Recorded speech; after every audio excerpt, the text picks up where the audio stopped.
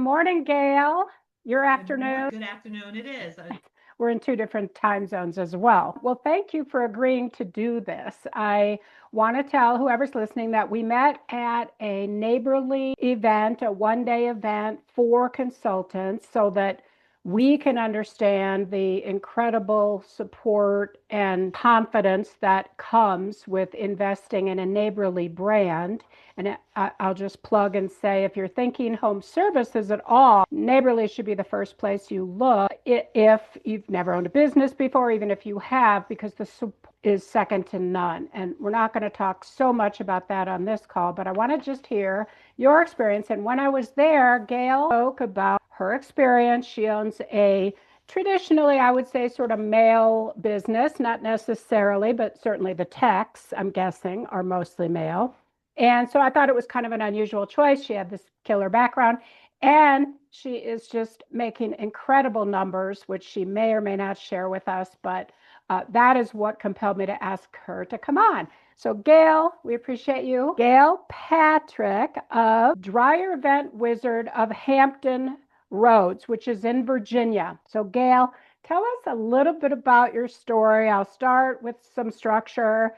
What was happening in your life back when you invested? And I want to know what year that was that caused you to think about owning your own business. Okay. I think that's everyone who's coming from the corporate environment considers. So for me, a corporate executive for the breadth of my career for many decades, I won't share how many to not age myself. But it was for me what propelled me to move into full-time entrepreneurship was the constant reorganization, the buyouts, the RIFs, many that I would have to facilitate.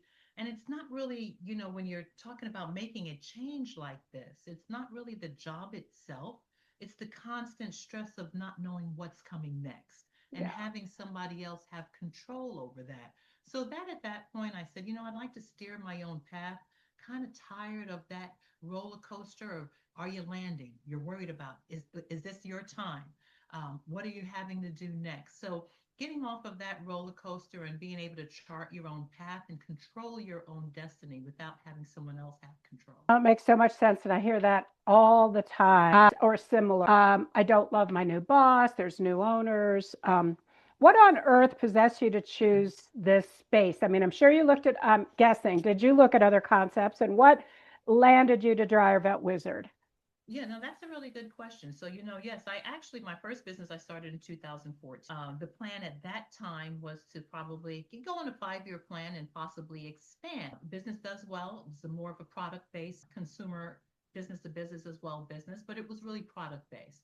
When the time came through another reorganization, I said, this is time for me to be able to launch and not necessarily, you're always weary probably of taking that full time entrepreneurship. When I started the first business, I still kept my corporate job. So it was happening simultaneously, kind of like that security blanket to know that, okay, hey, if anything goes on, income is still coming in. At this particular point, I said, okay, I'm going to make the full leap.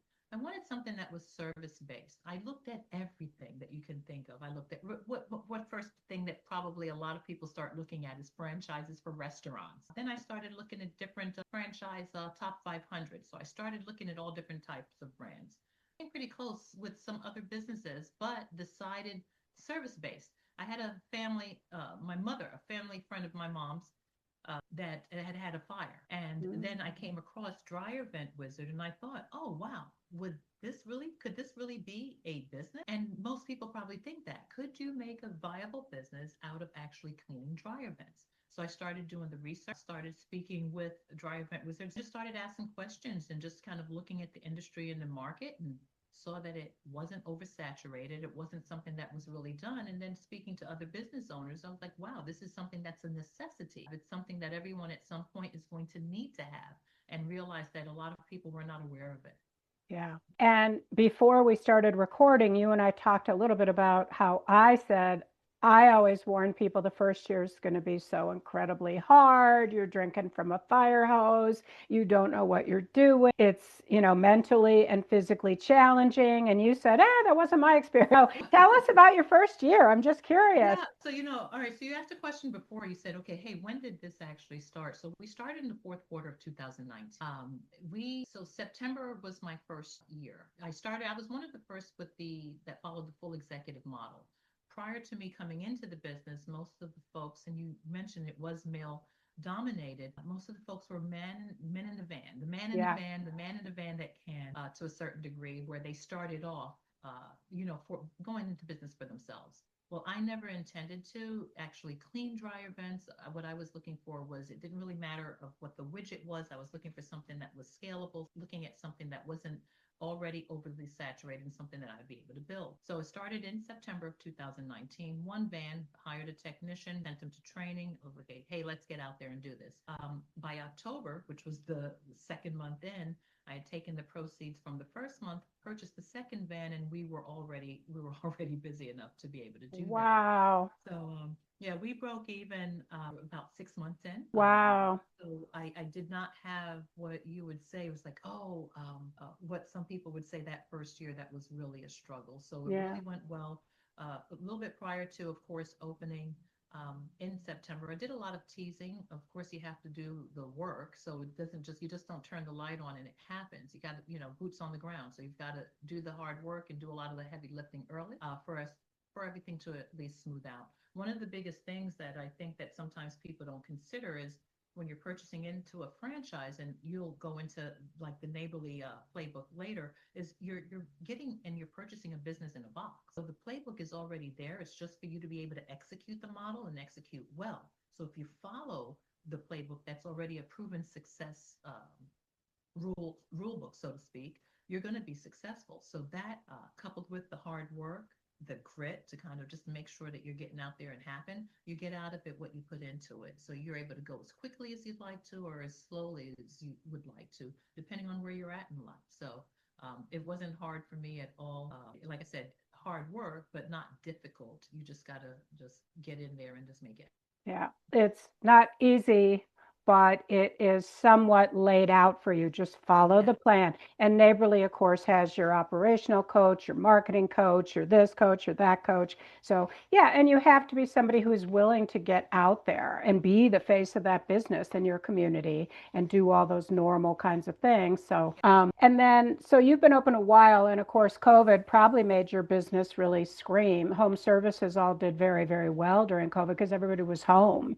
And they're like, oh, I need to redo this. I need to redo that. That's more about remodeling. But did you find COVID helped or hurt in the, I don't say, I can't say that it helped. I mean, okay, and I can't say that it hurt either, because okay. you consider a lot of people stopped going to work, right? So they didn't have as much clothes probably to wash, Oh, right? that's They were, true. They're wearing they the were same in there to good, sweatsuit. but it didn't hurt because, again, we were considered a necessity, right?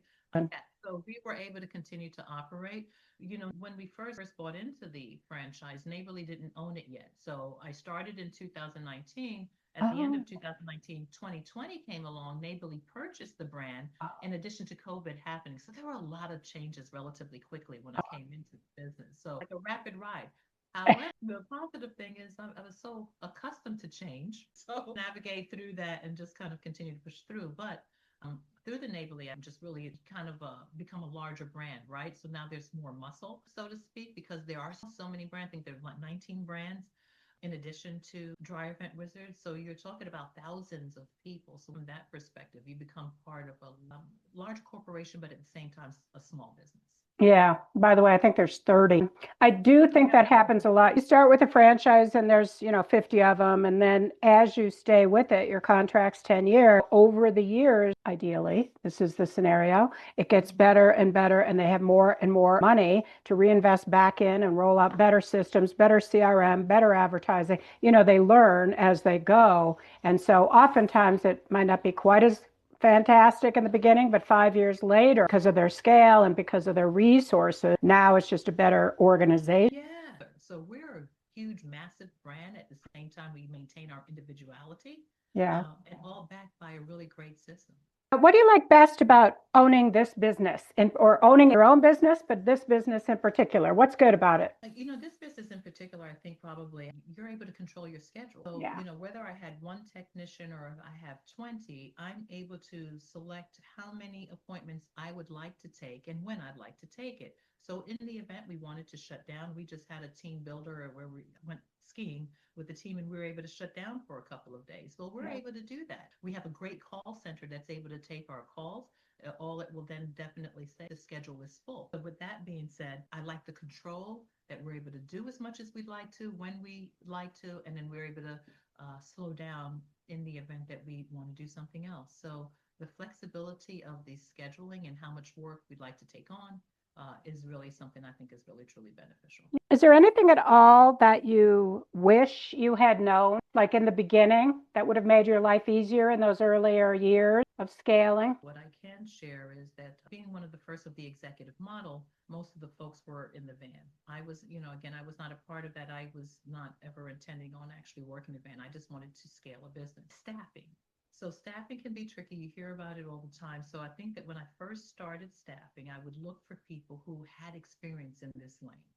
I did not know anything about this particular world. Learned, of course, from the system, learned, of course, from the other owners, but hiring people, I shifted towards hiring for positivity, attitude, customer experience, their commitment to excellence.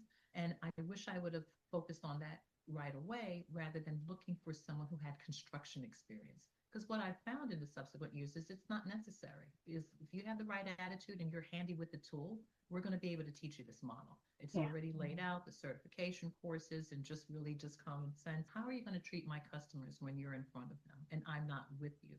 What's the experience like for the customer when you're in their home? Are you positive? Do you want to do the right thing? Are you ensuring that everything is safe and a lot better condition and in the best condition it can be when you leave? So for me, I think it's the staffing, knowing that, hey, it's not overly complicated. It can be labor intensive at times, but I hire for attitude, positivity, and commitment to excellence as opposed to skill. We'll teach you the rest. What's next for you? I know you have a very large business. I don't know how much you're willing to share. How many trucks do you have now? And what's next for you in terms of this business? What's next? Yeah, I'm not sure. I'm having a lot of fun right now. We have 9 vans, and certainly there's so much that I have not done with the business. There's so much still left to scale. I have the commercial, the vertical that I really need to grow. I need to continue from a business aspect, business with dryers. Like there's so, even as busy as we are now, we're still at less than 2% market penetration in our area, and we're the biggest contender, the biggest player in the field. So that said, I think there's so much left for me to do within this business. We're going a little over 6 years, and I'm like, oh, wow, that happened so quickly. I'm not sure yet, Jane. I'm like, am I going to sell or am I going to continue to grow? It just depends on how I feel and what that time comes, as long as it doesn't interfere with my time on the beach. Yeah, that's priority. All Yes. right. Well, very good. Well, thanks for sharing everything, and I really look forward to hearing what happens 3 years from now, and I hope we stay in touch. We will, absolutely. And thank you for having me. Enjoyed chatting with you. Okay. Yeah. Thanks so All much. right, thanks. All right.